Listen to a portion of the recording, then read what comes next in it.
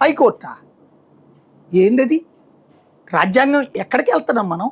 ఇది వ్యక్తి పాలనలా, వ్యవస్థ పాలన? ఇప్పుడు అసలు లేని నగరాన్ని రాజధానిగా ప్రకటించారు. ఇది వింత. అమరావతి నగరం ఏమన్నా ఇవాళ నోటిఫై అయ్యిందా? నేను అడుగుతున్నది అదే. విజయవాడ కార్పొరేషన్కి 63 సీట్లు ఉంటే 63, 67 అది 83, 84, 88 అవుతున్నాయని చెప్పి వాళ్ళ పేపర్లో వచ్చింది. గుంటూరు కార్పొరేషన్కి ఉన్నటువంటి కార్పొరేటర్ సీట్లు పెంచుతున్నారు, వాళ్ళే వచ్చింది.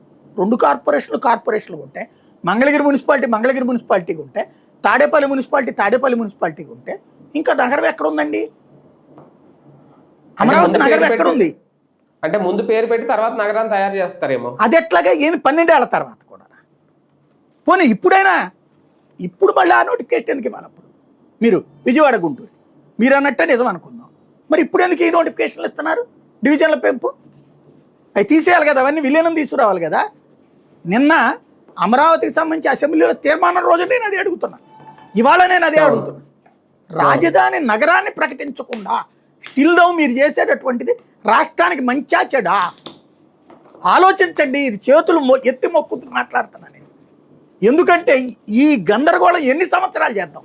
12 ఏళ్ళైనా 25 ఏళ్ళైనా ఇంతే చేద్దామా? అదేమంటే ఇప్పుడు వీళ్ళంట ఈ 29 గ్రామాల కంటే ఒక్కొక్క ఊరు కలుపుకొస్తారట నిదానంగా.